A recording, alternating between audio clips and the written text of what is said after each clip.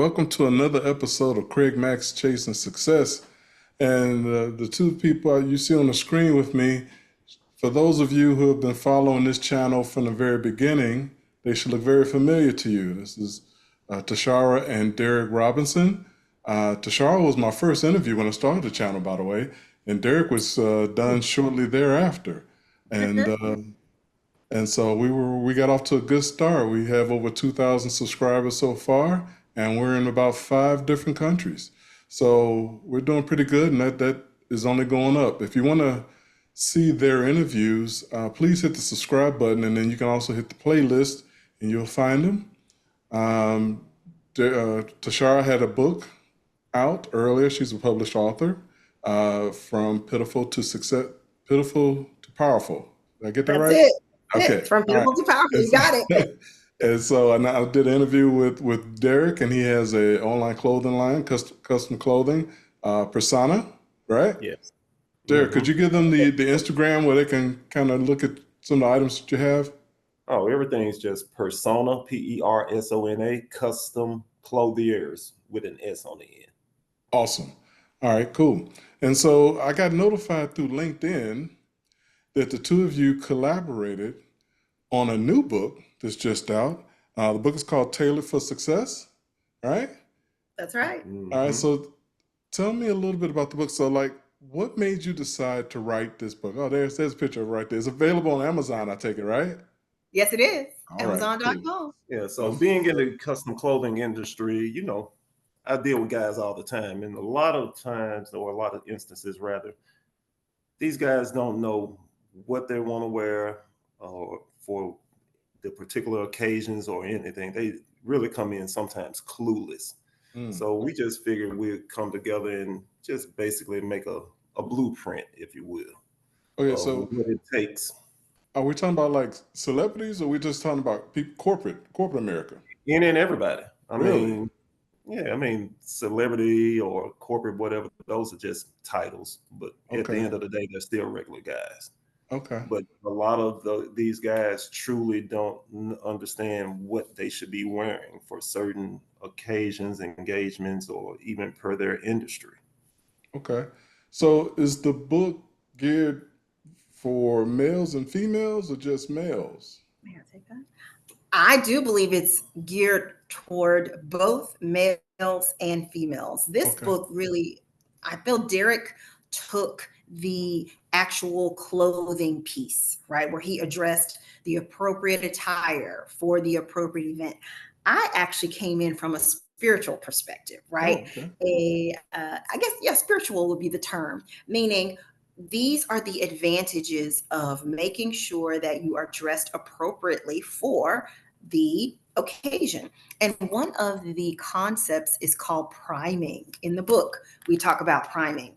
And what that means is when you put on that suit, when you go for that interview, or when you go to pitch that deal or go to that gala, what that outfit does, it primes your subconscious mind to pretty much take the role or persona, no pun intended, of that outfit. So if I put on this suit and I'm going to this big meeting with some people internationally, I'm already ready. I'm primed. My spirit, my attention is primed for this event. So the physical part of putting on the clothes is just really half of the battle. The other half is spiritually speaking, because you feel differently. Of course, Deion Sanders says it best, right? Look good, feel good, play good, they pay good. There you go. Yeah. All of that. Work good, get paid good. Absolutely. And so is there sometimes a negative impact that can happen from dressing good, so to speak? I'll give you an example. That's a really good question. I got a live example for you, and you let me know how you would have handled this. There can be truly, some people might be intimidated. Right. So that can happen. But at the end of the day, I think dressing well is going to outweigh any of the intimidation factors.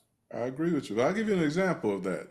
Uh, long time ago, long time ago, I was, I used to dress, I mean, I still do, dress nice when I was in the office.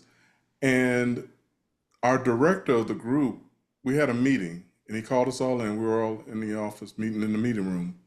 And he looked at me and he said, Craig, that's a nice outfit and gold chain you got on. You either have a rich girlfriend or we're paying you too much.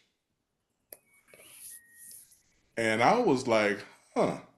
2 weeks later, when it was time for my performance review, zero money, even though I was a top performer and I had the documentation to support me that I was a top performer. In fact, so what would you tell somebody in that what kind of advice could you give somebody in that kind of situation?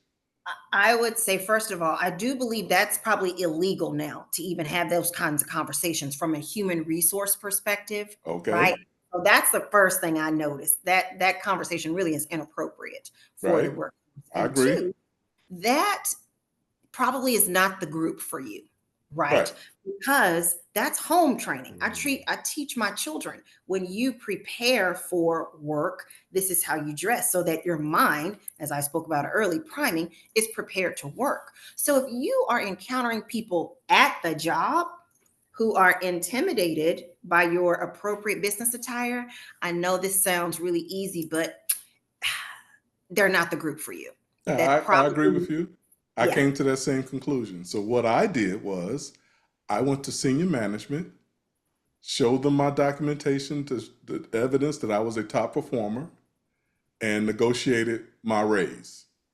I then started looking for another job.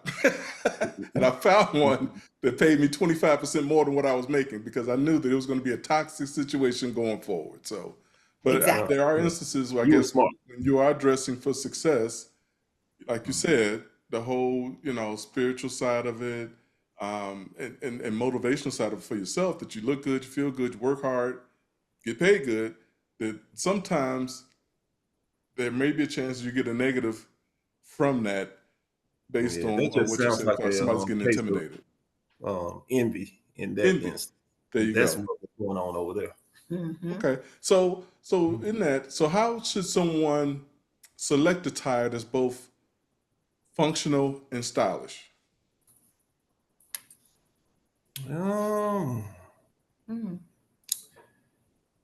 I mean, I guess it really depends. Like I say, once again, on the industry. Sometimes you don't want to overstep there might be boundaries. If Right. I were say working at Wells Fargo, Oh I man, I might wish. put yeah, I'm just using that for an example, but I might put on a suit, but it might not be a peacock suit. Yeah, I was gonna say you don't want somebody showing up in a tux, you know, Yeah, at a group meeting.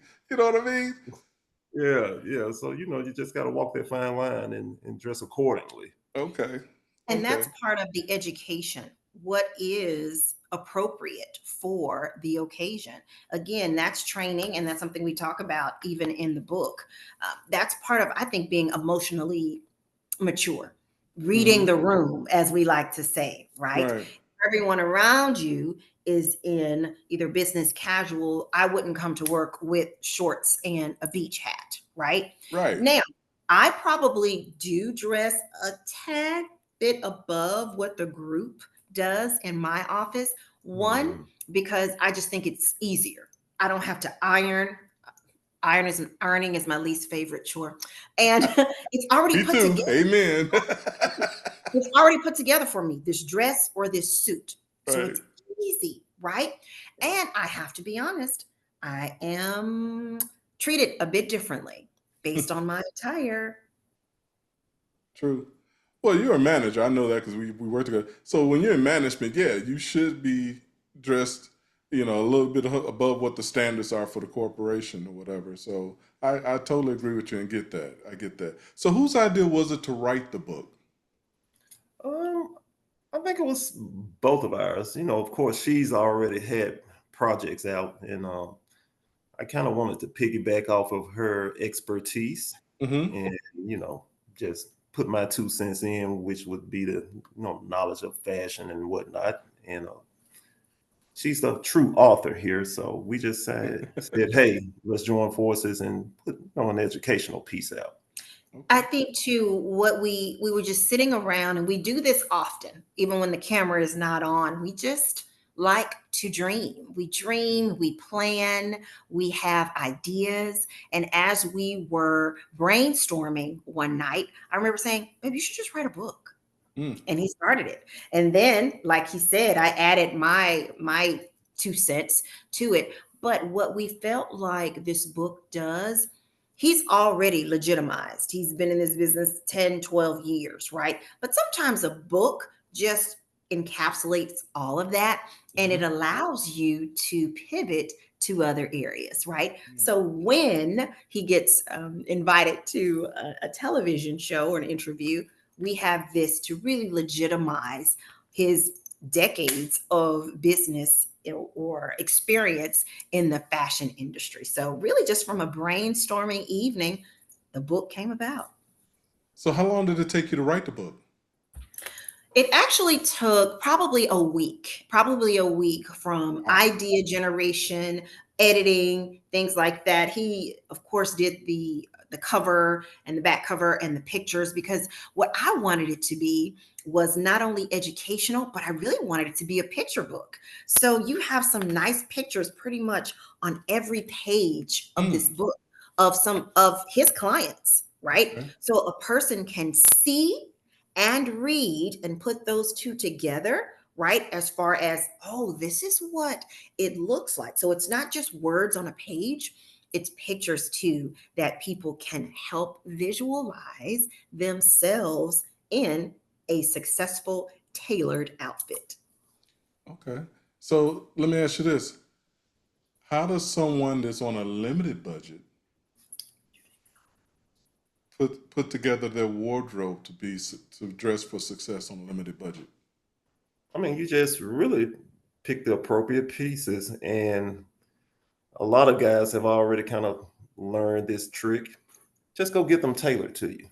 You know, sometimes depending on your body type, you might have to buy clothes that are oversized just to get in, especially the bigger guys. Mm-hmm. But it's nothing to just go to an alteration place and get that stuff pinned on you properly and get it cut down to your true size, sort of Okay. look nice. There's Right. no need to walk around with this much fabric Right. hanging on the arm on the shirt. That's ridiculous. So Derek, do you have someone that does alterations for you, for your clients, or? Yeah, I do. Yeah. So where my shop is located, I actually have an alteration facility on site. Okay. All right. Awesome. So Derek, take me through your process when you're picking out outfits for your clients. What's your process to determine what would work for them? Can you take me Um, through that? I mean, mostly everything we do is always custom made. So Mm-hmm. the guys come in and truly, I want to know, all right, where are we going? What are we doing? What's the true purpose of this outfit? And then from there, we start making the fabric selections and whatnot and the styling details.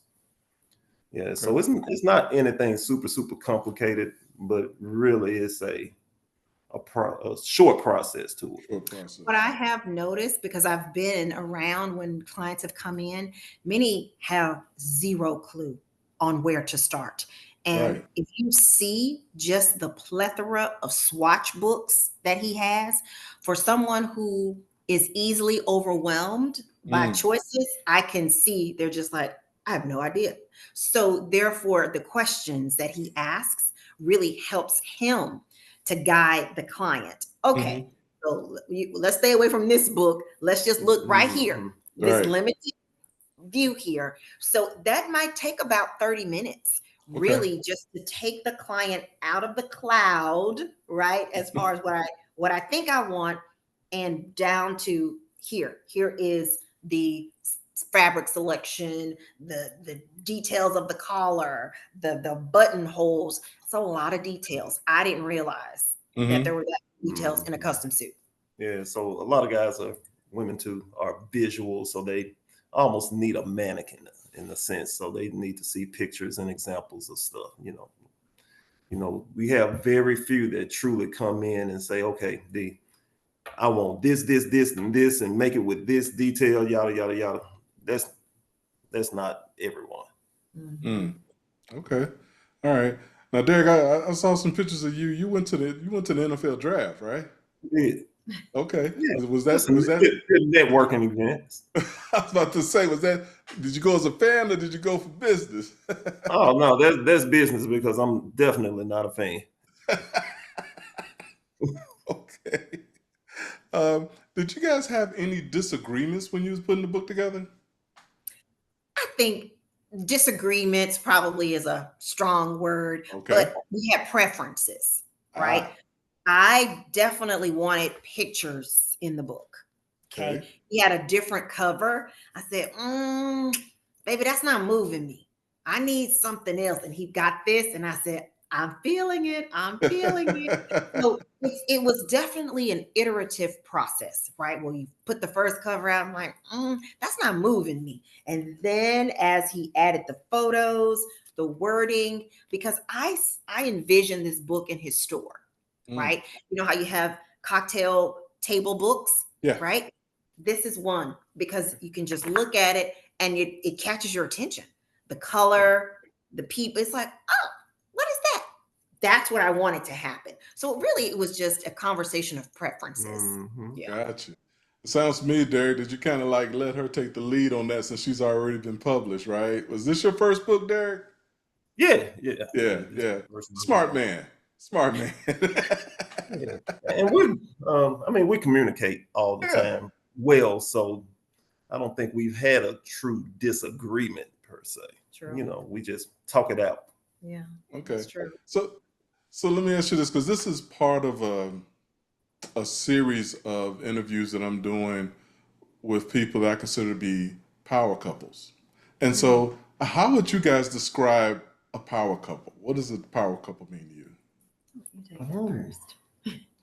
A power couple, I think that's a couple that appears to move in tandem. You know, they That's have good. the look. They you know, if you look at them, and I guess if you're reading the room, as you say, you would say, okay, they have the same mindset and all of that stuff. You know, just look like Michelle and Barack. You know, I put them equal. You know, he may have been the president, but she's right there. I'm Right. not going to say he's any higher than she is. They Right. truly embody a true power couple. Okay. Ooh, Tashara? I like to add to that. I like what you said about mindset because I was thinking alignment. You know, power couple, I know is a buzzword, but in my opinion, a power couple is powerful even when they're by themselves, right? They're able to, like you said, communicate. Even when there is a disagreement, they're able to find common ground. They're able to move forward based on that common ground, right? So a power couple could definitely be anybody or any place in any uh, realm or level of society, right? It has a lot to do with alignment with the mindset. Are we on the same page? Am I supporting my husband's program, right? So that's what I think a power couple is because once two people decide on a route, you're going to get there just as probably half the time, right? And so I think it's kind of cool that you decided to combine forces and use your backgrounds and expertise to combine them into one project, which is kind of cool. And that's what I think when you're a couple like that. Because to me, power couples, they're doing things like, for example, you have your jobs, yes, or one may have, one may not. But when you do something outside of that together, that's when I think you become a power couple. When you're collaborating together, you're joining forces together outside of work to create a business or product or whatever, you're doing it together. And so in that, how do you balance out your family life and your business life? May I? I'm going to take that one. Yeah, go ahead. Because we've had this conversation before. Derek and I have been married over a year now. It was a year, March the 17th. Okay. And when he met me, he said, "Man, you are busy." And then he would joke, "What are you doing tonight? Are you going to go roll bandages for refugees somewhere?" I said, "You're being funny. I'm not that busy." I didn't think I was busy. I still don't think that I am. But what I do, I put things on my calendar, right? Mm, So I told him, "Well, baby, let's put our time on the calendar." And originally he didn't like that term. What do you mean on your calendar? But I had to explain to him that's how I prioritize things mm, because it's a protected time. So now on my calendar on Wednesdays at 9 p.m. is Derek and TJ time, mm. right? I Okay. have meetings with my other organizations, right? It's on my calendar and they're an hour, sometimes longer, that I'm focused on that particular task. I knew I wanted to do the same with my husband. Now, that's not our only time, right? That we have set aside for us. We are, as Derek mentioned earlier, I think we communicate well just throughout the day, but that's still a protected time that I know uninterrupted time with my husband. So I believe the balance can be done. Let's just prioritize it because at the end of the day, when you're in a relationship, who really signs up to be in a relationship to be miserable? I think we're old enough to really just call it like it is Hmm. and sit down and ask, baby, what do you need from me? How can I make you feel heard, seen, important, whatever? I like having deep conversations like that. I Mm. do. I'll let you take Okay. that. Mhm. All right. Right. You guys. So you mentioned you guys been married for about a year now. So let me ask you this. So how did you meet? Mm, go ahead, Well, handsome. You tell them how we met. I mean, I reached out on Facebook and just asked her out for lunch. And Oh, it was simple as that. Yep. But when we got to lunch, she was Facebook. all on your boy. No, don't start with that mess. Reached out on No, Facebook. Boy, I tell you, dating today it's the is something truth. else. It is. Okay. It's the truth. Yeah. Yeah, I got a cousin. She met her husband online. Matter of fact, Kevin Daly and his wife. He's married to my cousin. They met online. I did not know that. Yeah, And my whole thing is, I know people are like, oh my God, online. You have to vet everybody. The person sure. you meet at church, the person you meet at the gas station, the store, through a friend, you still have to vet them. You still have to have the conversations to see if you align philosophically. So that's just another avenue to meet people, in my opinion. Right. I totally agree with you. Well, let's see. I think I covered everything. Because, see, the two things that I try to do with this podcast is inspire and inform. That's the two main things I try to accomplish. So, I want to present the how to when somebody has a business or something, how to, in case there's someone in the audience that wants to, they may be considering doing that business or Right. writing a book, or so to kind of give them the steps and the challenges they may face uh, to do it. So I want to thank you again Yes. for letting me have some comment, letting me into your home and letting this audience into your home. Again, the name of the book is called Tailored for Success. It's available on Amazon. You hold it up there again for me so we can move some of them. There you go. Put a little closer to the camera. There you go. All right, there it is. This has been Tashara and Derek Robinson. Thank you again. Another invitation. And we will see you again real quick. What's next for you guys? Ooh. Do we want to tell them now? Or we want to wait? Shoot, depends on what you're talking about. Okay. Well, I think our next move will be a philanthropic event. I'll Wow. leave it at that. Okay. Well, Yeah. when you guys are ready, let me know and I will bring you back here again. All right. Yes, So you'll be at the event. exactly. I'll be at the event. Yes, I All will. right. So, okay. All right. Sounds really, really good. Okay.